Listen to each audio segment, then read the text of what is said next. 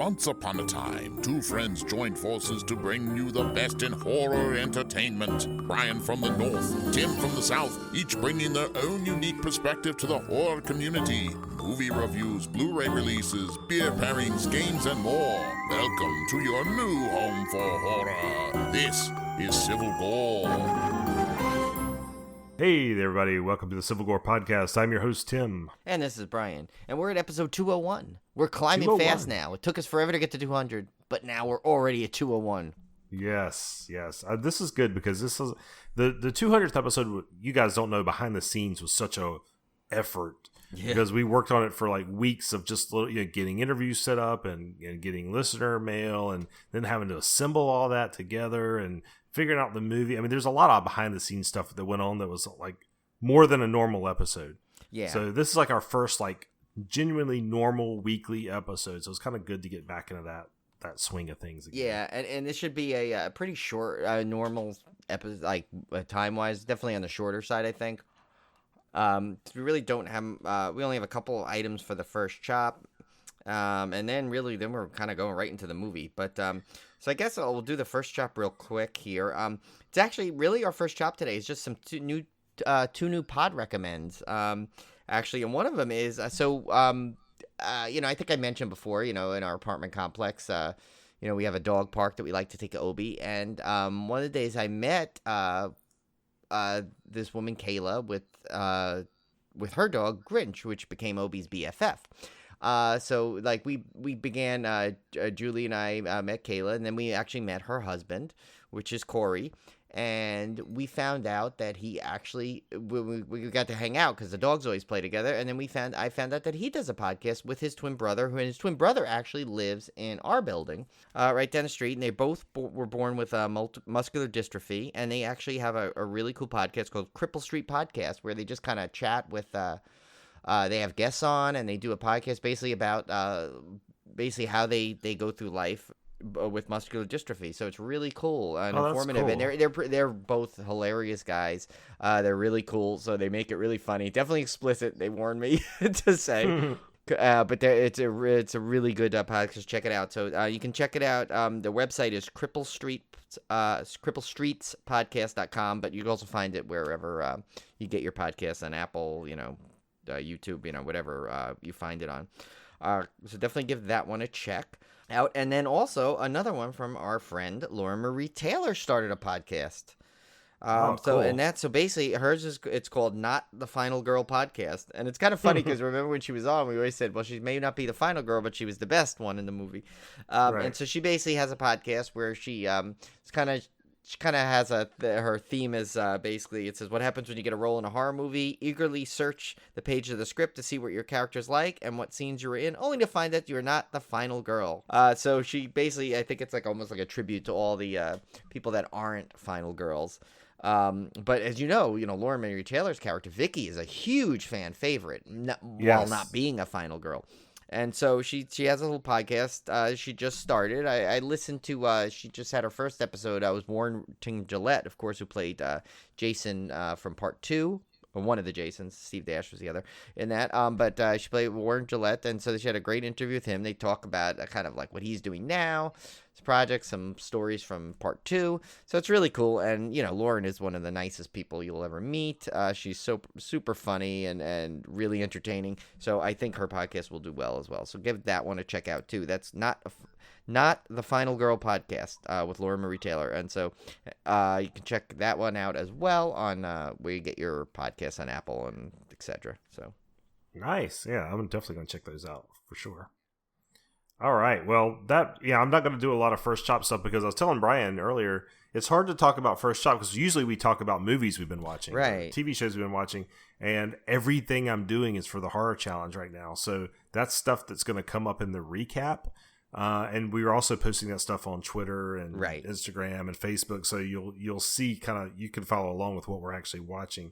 So it's kind of pointless to talk about it on the show. Yeah, I mean, I did I'm not really a cheat, but I doubled up. I made it easier for me by using our featured movie of this week as part of one of my objectives to claim. But Tim and I've done that from time to time. I mean, yeah, I because actually, I could not find an objective to fit this one that I had not already done. So this was a freebie for me. This is not one that I'm using for the horror challenge. Oh, you're not even using that? Okay. So, no. Yeah, I used it for my 2021 actually objective. Yeah, this one, but this one's still one that I really, really, really wanted to see. And we're talking about Spiral from the Book of Saul, which came out. Well, that came out this year, actually. Yeah, it was supposed to come out last year, 2020, but with the pandemic, obviously everything got pushed back, so it's officially a 2021 release. So, if you were wondering, if any questions about actually for the challenge, anything that was supposed to be out in 2020 that was now released in 2021, that is your official date, so you can use it. Yeah, we're like like the theme parks that carried over the 2020 passes into 2021. Same thing. You had a horror movie from 2020 that was technically supposed to come out in 2020, and it maybe even list sometimes on IMDb incorrectly. If you know it came out in 2021, that counts. So typically, I've noticed IMDb tends to list the earliest possible date. So a lot of times you'll see IMDb list it as a year earlier than some other sites, and that's because they will list it as like the year it hit the film festivals. Yeah. And even though it may have not gotten a wide release until the following year, so that's why you'll see some discrepancy. So in general, IMDb tends to list the earliest possible date. Although I have to say the craziest one, so there was the one I just watched for the challenge is when Dark Images was the one with Eric Roberts. They actually, so I think it was IMDb had it 2012, but on Tubi it said 2017. So it was a 5-year gap. And I was like, Is this even the same movie? But it was the same movie. Yeah, I had one like that for the horror challenge as well, and it was but it was only a 3-year gap. But I saw it listed with 3 different years on 3 different sites. Yeah, that's crazy. That's crazy. Yeah. So I guess we'll get right into Spiral from the Book of Saul. Oh my god, I forgot to put the starring people on it. Oh, we'll list them off of IMDb. We can wing it. Yeah. Oh my god, I totally botched this. This is directed by Darren Lynn Bousman. Of course, he did 2. What did he do? 2, 3, and 5 or 4 of the original Saws too, right? I can't even keep up with it. This one has. To their credit, there's some callbacks to in terms of the people involved, callbacks to like some of the original trilogy, which is considered like the best of the Saw franchise. So they really were trying to get back to that spirit. So this has Chris Rock, of course, Samuel L. Jackson, and Max Minghella. Chris Rock was Detective Zeke Banks. Samuel L. Jackson was Marcus Banks. Max Minghella is Detective William Schink. Marisol Nichols is Captain Angie Garza. Dan Petronajevic as Detective Marv Boswick, and Richard Zeppieri as Detective Fitch. Bunch of more people here listed, but I won't go through everyone here. You can look those up on IMDb. Yeah, normally I have that for you. I apologize. I was trying to scramble to get this set up for tonight, and I completely missed that thing. I got everything else on here, but I forgot that. I guess you're fired, Brian. I know. It'll be a solo show from here on out. Synopsis: a criminal mastermind unleashes a twisted form of justice in Spiral, the terrifying new chapter from the Book of Saul. Obviously, I was interested in seeing this one because of Chris Rock's involvement, Samuel L. Jackson's involvement. I was really disappointed in Jigsaw, which was the last of the Saw series before this one, because I had expected more of maybe a reboot of the series. Maybe not like a full reboot, but like a refresher of the series. And when Jigsaw came out, I just felt like it was really just more of the same. And it was kind of hard to buy the premise of it. And I don't know, I just felt a little bit let down from Jigsaw. And at the time, it was fairly low budget for a Saw movie, actually. So yeah, that one just didn't resonate with me at all. And so I was really looking forward to this one because I thought maybe Spiral is going to be the true reboot of the Saw franchise. Like, this is going to be the one that like really like starts a whole new thing. And I think that's what they were shooting for. Yeah. Now, Brian, I have not talked to you at all about what you thought of the movie, and I haven't told you what I thought of the movie, but I'm interested to hear your thoughts on this one. Yeah, so, and it's funny because I usually write a little thing on the, when I posted about the horror challenge watching it. So I basically said that I will, I watched it, but I'm not going to say any more because of we're going to do it for the episode. So with these movies, it's funny. I was actually having this discussion with Julie because Julie watched this with me. And so I said how Tim and I, usually when we ever review a movie, it's especially one that's part of a franchise. I kind of look at it as like almost like a 3-part thing. I look at it like, do I enjoy it? Did I enjoy it? Flat out, yes or no is the answer. Then then is it a good movie? And is it a good movie for the franchise? So there's like, especially when it's in something like this, like it's is it a good movie, but is it also a good movie for Saw? And did I enjoy it? So I'll start off with the first obvious. I actually did enjoy it. I enjoyed it because I like the people in it. I like all the actors in it, or some of the actors that I really like. Of course, Chris Rock is one of my favorite comedians. I've loved him from SNL and beyond, all his things. And I will watch anything he's in. Samuel Jackson, the same. Come on, how do you not like Sam Jackson? So, and even like Marisol Nichols, of course, she's on Riverdale, and so there's just a lot of like, they had a good cast for me. I love the cast, and Max Minghella, of course, he was great in, he was good in Social Network, The Internship. So beyond that, I enjoyed it, and I just enjoyed seeing the characters. But now, for my critique of the movie, I don't think it worked as a movie.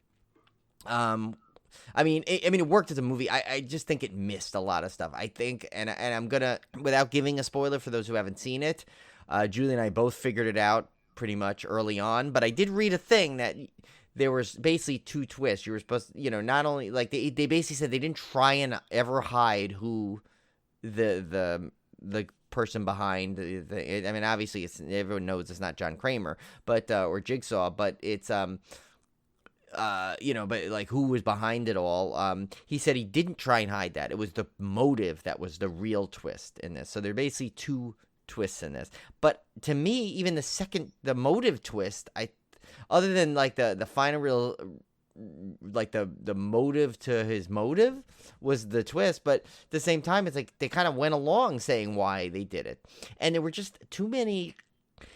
One of the biggest criticisms I have, I think, is that it was kind of, it was kind of obvious, a lot of the things.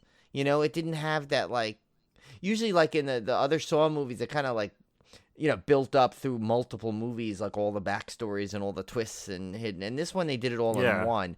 And I don't know. To me, I kind of felt that it was always, I felt I knew where it was going. I felt I knew the twists. I knew, yes, did I know exactly why he, who they've, I'm trying to not spoil it, but who ended up being the killer, why they chose to do that, other than the obvious version they kept saying throughout? No, I didn't know that, and that's fine, because to me, like, that revelation, I was just like, oh, okay, kind of thing. Like, by that point already, I was already like, kind of like out of that, like, caring about that, which is pretty bad for, when you don't care about that movie. And now, just another couple of criticisms, and this is weird. So, because I love Chris Rock, his over-the-top nature for comedy works, but for drama, it doesn't quite work. I think the acting overall in this was a little off by everybody, except Sam Jackson, I think, because he's just Sam Jackson. Because he could act in his sleep. He's just Sam Jackson. And, so, I think that, like, Chris Rock did a lot of over-the-top crazy, moments where he's screaming and that. And, like, for some reason, when it's comedy, it's fine. But when it's drama, it just seems, I don't know, it's like too much or something. I think the problem, I get exactly where you're coming from, because I was thinking the same thing. Like, I thought Chris Rock was terrific in it overall. But I get you where you're saying, because you know him so much from comedy, that when he started getting like really like loud or emotional or whatever, you kept expecting a punchline almost, like, because he had that same cadence to his voice, and you thought he was just going to say something like comedic, and that's where it like jarred me and threw me off, because it was almost like, the guy can't change his voice. It is what it is. But you're so used to hearing that voice telling a joke that when he's not telling a joke, you're still kind of laughing at it in a way. You know what I mean? Yeah, and I'm not saying he can't do drama, because he's done drama before, and he's fine doing that. It's just, I think it was, like you said, the cadence of his things were the way he does the jokes. Mm-hmm. And so that when it didn't end in a punchline, it's more distracting. And it's good because he was good in it. He wasn't. I wasn't gonna say he's not bad in it. He was off is the best way to describe it. And even with like I think Marisol Nichols, who I think is always great, she was a little off, like a little over the top and a little, the whole thing was off. And here's a weird criticism I'm gonna say. So, like I did you they kept saying it was Metro City, right? That was the name of where this located. Like they didn't actually give a name of a real city, right? I don't recall them. Yeah, right. And to me, that threw it off. It made it, but then Julie made a good point. She said it's almost like a comic book feel to it. Maybe that was the intention, but like to me, it was like kind of thrown off because I'm like, okay, I reckon this is obvious. Like, it's a major city. Why just not give a real city name? Why make up a thing? I don't know. But that's just nitpicking to me. But I will say there's some positives in it, I thought, and from what I understand, that a lot got cut. The MPAA had a field day apparently with this thing, and they had to cut like 12 times. They had to resubmit this, I guess, to get it the R rating. Wow. I thought the puzzles, for lack of a better word, the traps were all really cool and really good gore and. Like, I thought, and they were just, like, cringing. Like, the one with the fingers was, like, I was like, oh. I was like, I was definitely creeped out of that. And the one with the guy's tongue and the train. I mean, so those were all good. And I thought, like, the end sequence where Chris Rock really had to get dramatic, I thought that part he was okay. And it was really good. He did that well. And Sam Jackson was great in that last, the finale sequences where they need to really step it up. I thought that was well done. I just think there was just something off about this movie the entire time, and I don't know if it's a mix of all the things I've said, or or maybe it's just there's something underlying about it. I don't know. Maybe it was an intentional thing, and I'm interested to hear what you thought of it too. But the funny thing is, still with all that criticism, I still enjoyed the movie. Like I enjoyed watching it. Like I wasn't bored. I wasn't like looking at my phone. I wasn't like, oh, when is this going to end? I was actually really still kind of into the movie, even the little moments that took me out kind of with certain sequences. But overall, I was still buying in and enjoying the movie because it's a Saw movie and it's Chris Rock and it's Sam Jackson. So there's still enough things to make it enjoyable no matter what. And I mean, I have no problem saying I enjoy horrible movies. Not that this was a horrible movie. I'm just saying, so to me, when people say like, "Oh, how could you say you enjoyed it if it was that bad?" I'm like, because to me there's two different things. You can enjoy something that's terrible, but it's like you can enjoy the experience. You could enjoy something in terms of, hey, I got to sit down and watch a movie. Yeah, but still have very major criticisms about it. Yeah, and that's kind of where I felt with this one. I'm glad you thought the same way, Brian, because I was beginning to think maybe I was crazy, but you're kind of spot on with what I thought as well. And going back to, I'll just touch on, since we just touched on it so recently, the traps and stuff. They were cool, but also we've seen so much more elaborate traps in the franchise that in some ways I was a little let down. Every trap in this movie is a single person in a single trap. I know in other Saw movies we've seen multiple people. You've seen much more creative traps. Not that these weren't cool. Like I said, they were cool. The gore was good, but we've seen more elaborate setups before. I think this one, though, they had to do the solo person. I think based off the motive. Yeah. I think they had to do it that way. But I can understand that. That's kind of a nitpick. But here's my biggest problem with this movie. Like I said, I expected Jigsaw to be a reboot of the Saw franchise, and it wasn't. Instead, it gave us the exact same damn movie had already seen 6 or 7 times before. So then I come into Spiral, which they don't even call Saw. They call it From the Book of Saw. They try to hide the Saw title from it. Which actually, I think they dropped that on when it finally came out. I think the poster still things still say it from the Book of Saw, but I think the official, like, I think that was the original full title, but now I think it's a spiral. But then, like, I think it says like in small things from the Book of Saw or something like that. Yeah. So then they come out with this, and they've got Chris Rock, they've got Sam Jackson, and you're going, okay, this is a bold new direction for this series because you've got these big name actors in here, and they're changing the title even. I mean, this is going to be Saw adjacent, but it's going to be this whole new fresh thing. And what did they give us? The same damn movie I've seen 7 times before. It's the same freaking movie as every other Saw movie. And that's what pissed me off about this film, because the first time you fooled me once thinking Jigsaw was going to be a different kind of Saw movie, and you fooled me. Now you've done it again. Fooled me once, shame on you. Fooled me twice, shame on me.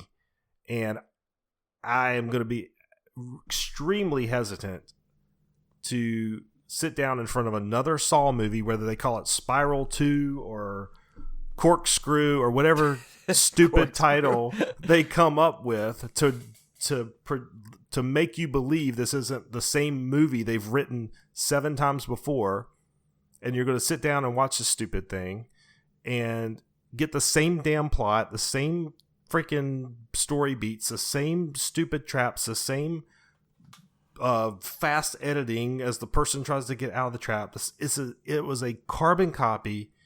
Just aside from Chris Rock being in it, it was a freaking carbon copy Saw movie is what it was. And it's frustrating to me because, yes, I understand that formula is important to horror franchises. Friday the 13th has a bit of a formula. Nightmare on Elm Street has a formula. But all those franchises, Halloween, all of them, even though there's a very high level formula, some of the sequels did something different. Right. And I feel like this franchise is so stuck in its ways that we're not getting anything new. It's the same movie over and over and over. And even when they rebrand it and they reboot it and they remake it and they redo it, and it's still the same movie. And I'm just so irritated by it. Yeah. It just really, really bugged me. And like I said, I enjoyed the movie. I wasn't bored. I sat there and watched it like there was a surface level for me that was entertained.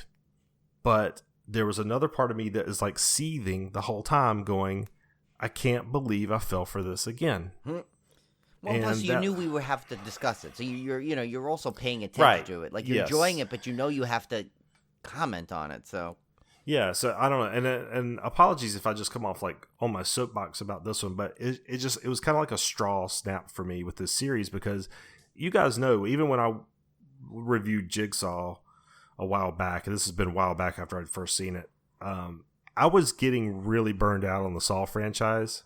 And even then, Jigsaw, I wasn't really yearning to see. So I'd already like had my fill of this same plot line being put in front of me every time.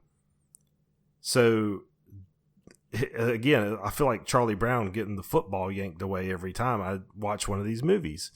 And so I was really expecting this one with Chris Rock's involvement, and they're bringing back some people from the originals. This one's they're definitely going to do something. They're really going to just a shot in the arm of adrenaline for this series. And when they give us the same movie again, and it's not even as good as some of the other Saw sequels. Yeah. I mean, it's not the worst by any means, by any stretch of the imagination, but to me, it's like maybe middle of the pack. Yeah. After the original trilogy. So yeah, I was super, super disappointed in this one, and you'll rarely hear me get that animated and down on a movie, because I tend to be generally optimistic and upbeat, but man, this series just frustrates me. It just frustrates me to no end. Yeah. Well, so let me ask you a question. I'll put you on the spot here. And, obviously if you can't think of something, it's not the end of the world, but say you got like someone called you up tomorrow, like Darren Lynn Boozman called you up. He said, Tim, you know what? I'm going to make another Saw movie. He goes, I'm going to give you the reins of it though. What would you do? So do you have any idea where you'd like to see it go? I just think you could, all these movies have the same setting, right? It's always a gritty city, urban landscape. Like, why couldn't you put it in a different setting? Why couldn't you have... I know they've played with multiple killer type thing. So I'm not saying that that's necessarily totally original, but the like the whole driving motive piece is always the same. It's always this revenge thing. I just feel like there's, if you look at, I forgot to finish my point when I was talking about Friday the 13th and Nightmare on Elm Street. Those movies, sequels, some of them, I mean, maybe not for the better, but at least they were different. You know, Freddy went in all kinds of weird directions. Halloween went in all kinds of weird directions. Friday the 13th had some weird movies stuck in the middle there. Not necessarily that they were the best sequels, but at least they were different. I mean, it wasn't the exact same carbon copy movie. So you know, part of that was a result of them having years between sequels in some cases, and different directors and stuff brought on board. Saw has really tightly packed their releases in general, at least they did early on. I mean, remember that they were coming out with one every October for a while there. So I don't know if that has anything to do with it, but I don't know. I just feel like you could just, there's got to be some way you could take a sequel in a new direction other than literally the same movie over and over, other than maybe who the killer is still the same. Yeah, I mean, I was thinking, like, what could they do? Like, and you touched on something where, you know, it's usually revenge against something. Like, what happens if you made someone that just, like, you know, a film where it's like, it's not about any kind of revenge, or just, you know, I mean, granted, then people could probably complain, well, there's no point to it, but like, what if you like trapped like just a massive amount of people inside like a central location that you wouldn't expect, like a theme park or something, and like all of a sudden it's like the whole theme park goes to lockdown, and just random things become traps that you wouldn't expect or something like that. Literally just putting it in a different setting would be a start. I mean, every one of these movies is New York, right? Just about, or some other big city, some or version of it, some version of New York with the. And it's almost like some version of 70s New York. It's always gritty and dirty and dimly lit. I mean, I think just getting it in a different setting. I mean, I think you could be more creative with the traps and stuff. Yeah, like you said, you kind of put me on the spot, but there's plenty of examples of franchises where usually by this point a franchise has kind of gone in that crazy direction because they can't keep doing the same thing over and over. The Saw franchise seems to be the only one that says we'll just keep making the same movie and people will buy it, and apparently they are, because I'm sitting there watching it. You know, this might be the one franchise that may be cool if it went to space. Imagine like the traps in space. I know. I mean, I'm dead serious. Like, I'm not saying that would be a good movie, but at least it would not be the same movie. That's all I'm asking for, is not getting the same movie over and over again. And I just don't know. I feel like this franchise ran its course like 4 movies ago. Yeah. 5 movies ago, maybe. Well, I think at one point, remember, it kind of made itself where it's like it was more about like people just wanted a Saw movie every year, every October as a tradition, more than they wanted a, you know. Yeah. I think it became about that, and that's where probably the creativity kind of they kept trying to make some kind of cool twist, but now the first 3 movies, I thought, you know, I will say, even though they were kind of, they're kind of the same, but the Jigsaw plot line was cool. Like watching his little story arc, that piece of it was interesting. For the first 3 films, the first original trilogy. So that I can get behind that. Like, I'm okay with you making a similar movie if you have some other plot line running through it that's entertaining, and it did. But after that, it just got to be kind of silly to me. So I don't know. I just feel like this series just ran its course a long time ago, and they just keep milking it, and it's in a. I don't know why I take such personal offense at it, because a lot of movies do that, but this one just seems like particularly egregious about wanting you to believe that they're doing something different and then not doing that. I think that's what makes me madder than anything. It's like that if they had called this Saw, what is it? I don't even know which one this is now. 8, 7? I don't know. We've had. I think Jigsaw was 7, 8, right? Or Jigsaw was 7. Okay. Maybe Jigsaw was 7. There's people screaming at the podcast right now. Yeah, sorry. whatever number this is, if they'd called it Saw whatever, I think I would have been okay with it. I think I would have said, this is pretty good. It had Chris Rock in it. Yeah, that's a pretty good Saw. But the fact that they tried to differentiate and made spiral from the Book of Saw. This is adjacent. This is over here. It's not Saw. It's kind of like Saw, but it's kind of. And then they did this whole smoke and mirrors and this bait and switch thing, and then made you think that it's going to be something different, and then just put the same movie out. That's what made me mad. That's what got me irritated. It's like you when you're talking about The Wrong Turn. Turn, you're like, if they just called it something different, I would have been okay. I think it's almost the opposite with this one. I think if they had called it a Saw movie and called it Saw 8 or whatever, I would have been okay with it. But the fact that they tried to make it different is what pisses me off about it. Yeah.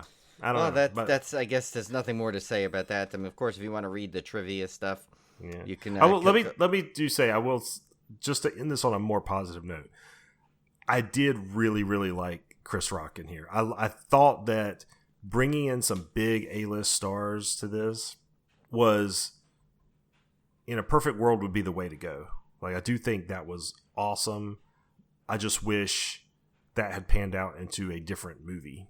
But the fact that they had big stars, I thought Chris Rock did, again, aside from the little things we talked about with him, kind of the comedic overtones be a little distracting. I thought he was great. I'd love to see him in another horror franchises for sure. Well, and he wrote this, right? I mean, he was part, and so I mean, yeah. I think, so you could tell there was definitely some.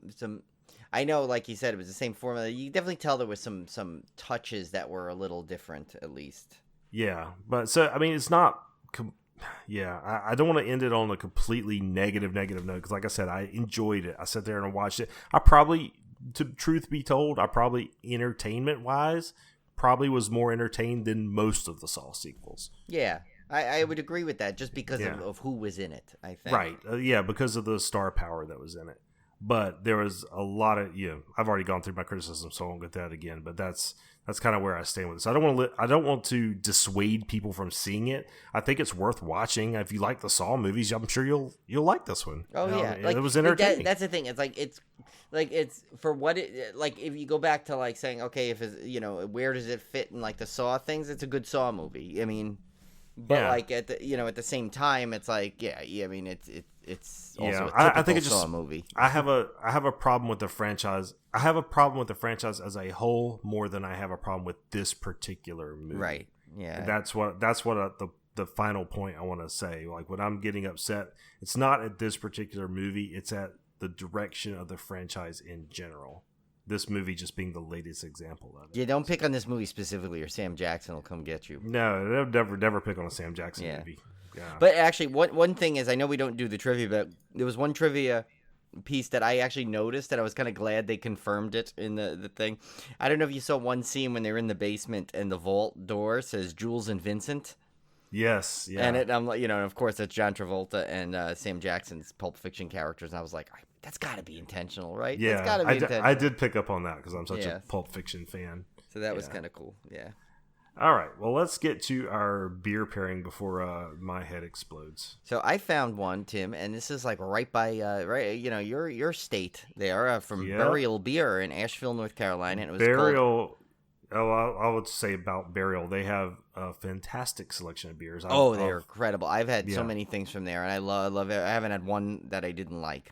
So the funny thing is, Burial is the stuff the ones I've had that are like really easy to get a hold of, like that are kind of maybe see in the grocery store or whatever, are not my favorites of theirs. Like the ones I've actually really enjoyed the most are the ones like I've been to a bottle shop or something and they've had them on tap.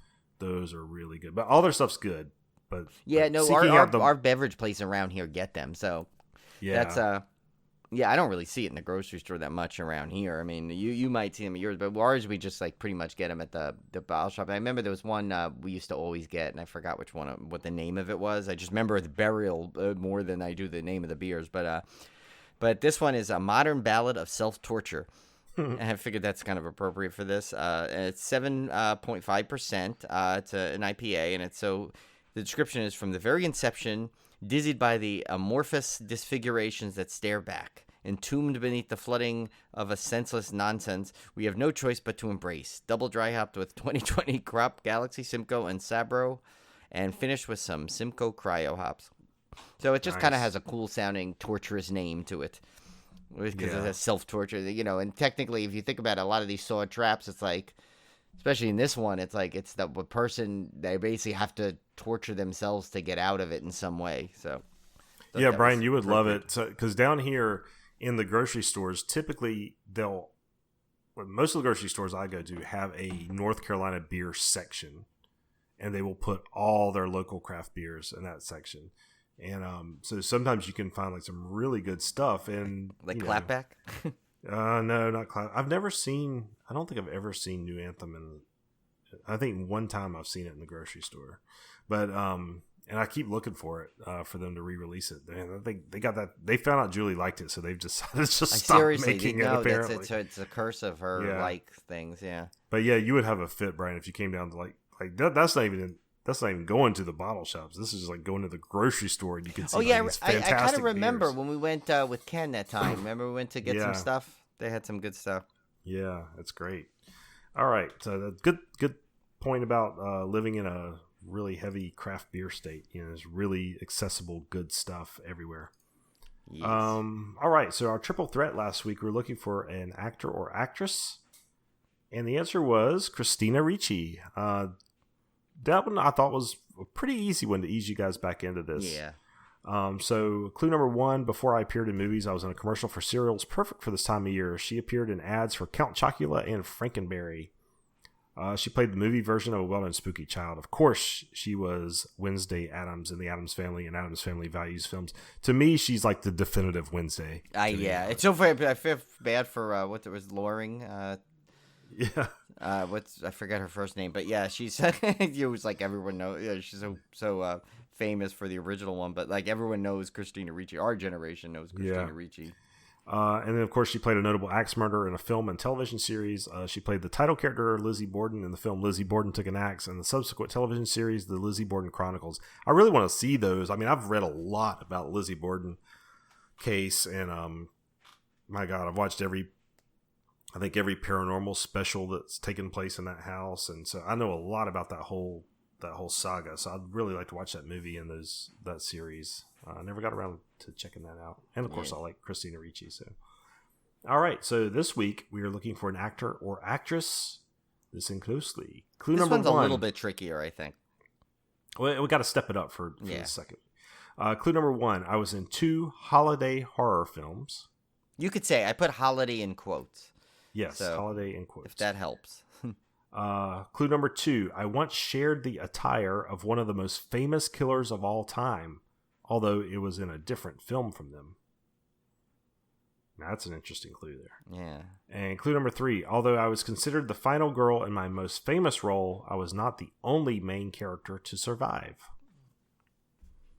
That's actually, what I did. This was a tough one. Yeah, and that answer to that actually really, when you think about it, is really it's tricky but when you hear the answer, you'll know how accurate it actually is.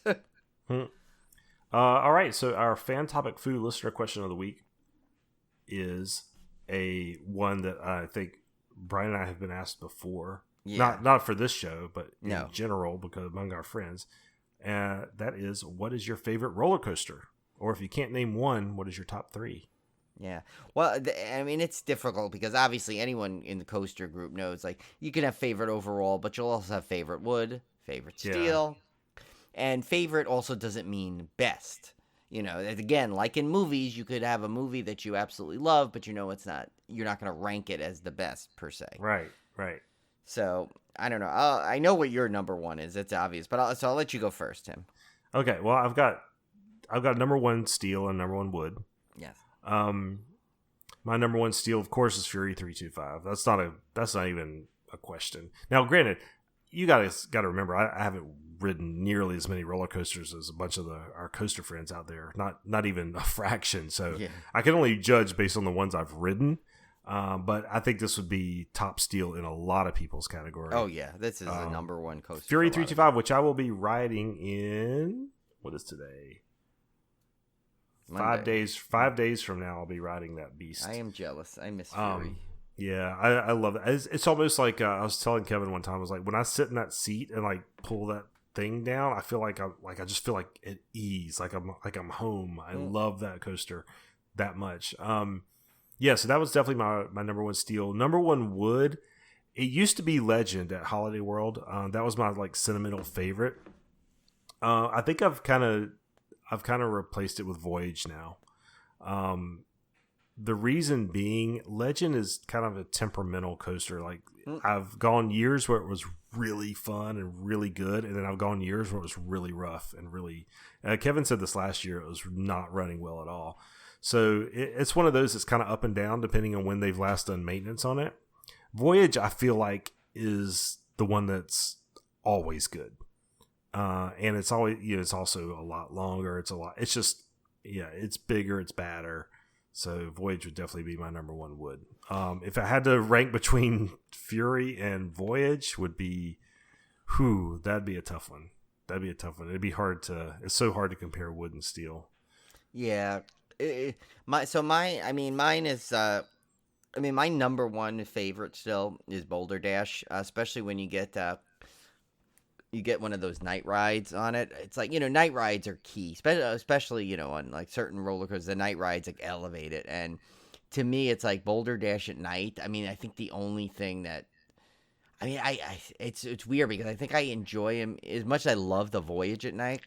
Something about Boulder Dash at night is like, because almost the whole ride is like pitch black going the out. When you come back, you're on the outside of the woods a little more. So, it's definitely brighter. You can see more things. But when you first go into the woods, you're going like up on the mountainside in the woods, and you can barely see a thing when you get a true night ride on Boulder Dash, and it's just like, it is nuts. I've had, like, literally, you are flying out of the seat.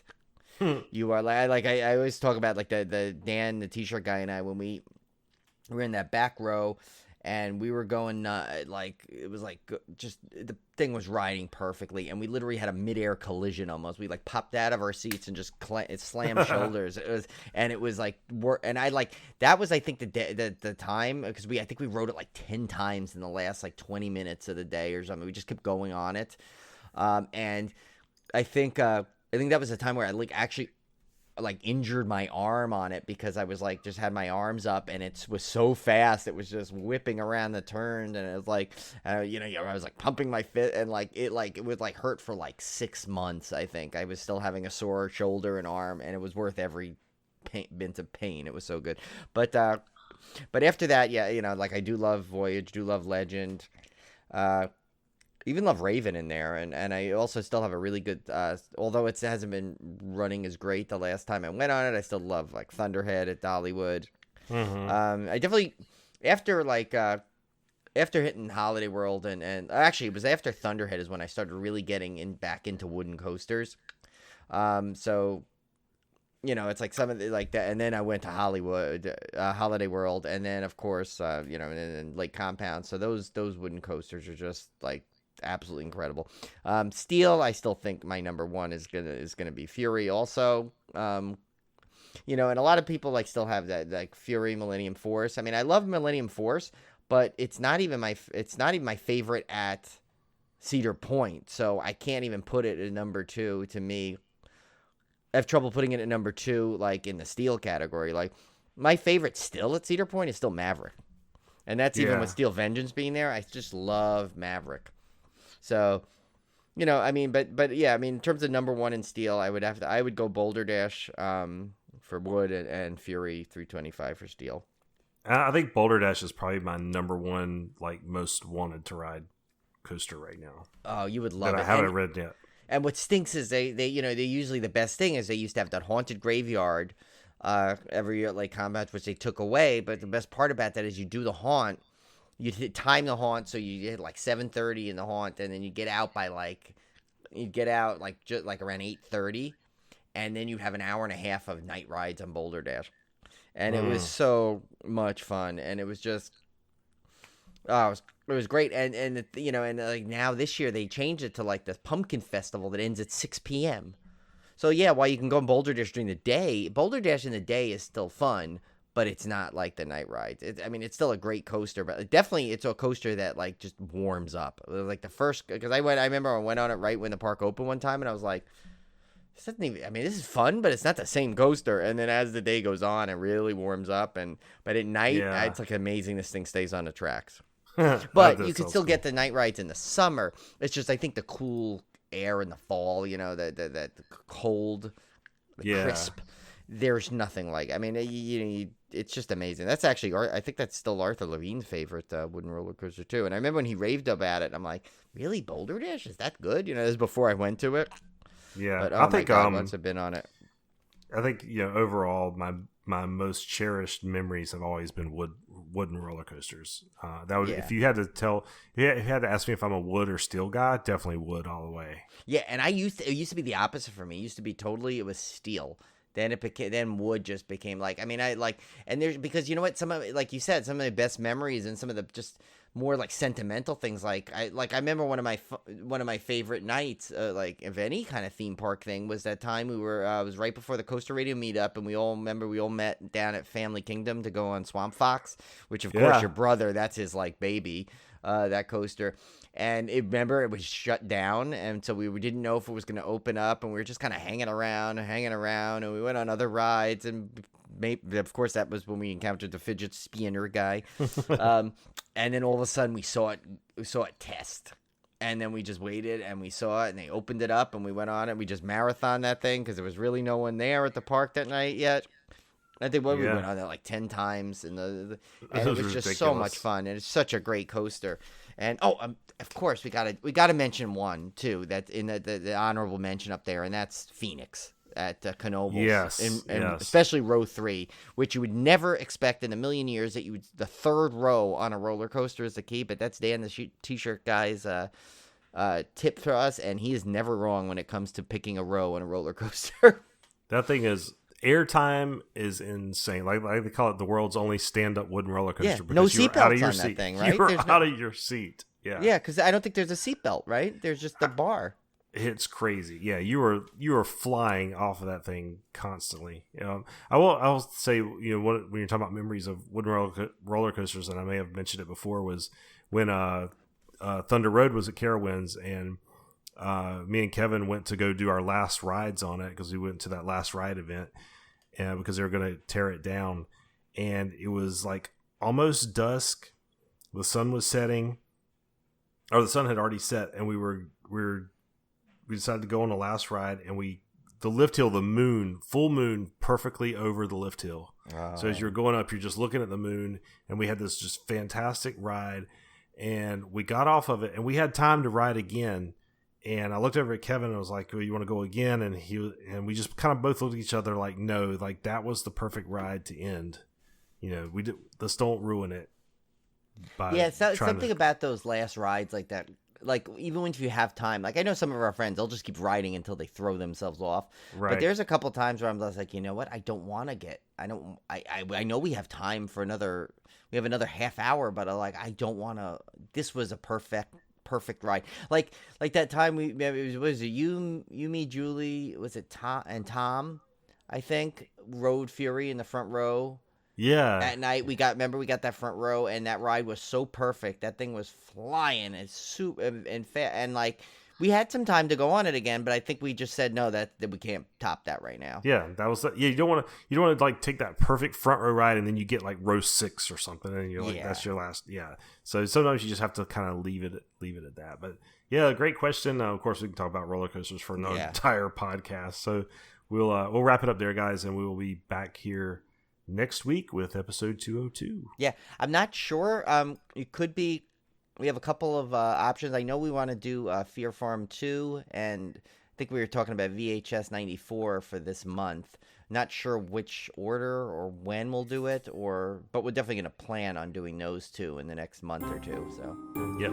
All right, guys. So we'll see you back here soon. See ya.